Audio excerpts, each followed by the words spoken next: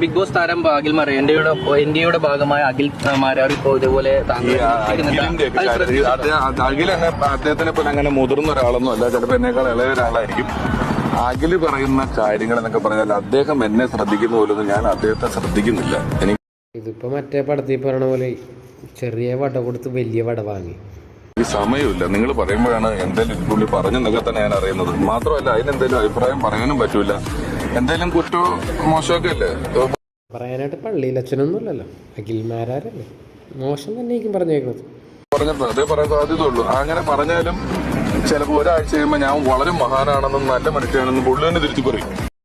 തന്നെയാണ് നിലപാട് മാറ്റിപ്പറയലെന്ന് പറയുന്നത്. നിലപാടില്ലെന്നൊക്കെ പറഞ്ഞത് എന്തിനാണ് ഇങ്ങനെ ഓപ്പണായിട്ട് പറഞ്ഞു കൊടുക്കുന്നത്? ശരിയാണോ ഇതൊക്കെ പിഷു? ഇപ്പൊ ഞാൻ ഈ പറഞ്ഞതിന് പുള്ളി എന്തെങ്കിലും അഭിപ്രായം പറയും, അതിന് നിങ്ങൾ ആരും മറുപടി ഒന്നും പറയാൻ നിൽക്കണ്ടില്ല. ഇപ്പൊ ഒരാഴ്ച കഴിയുമ്പോൾ അത് പിന്നെയും തിരുത്തി പറയും.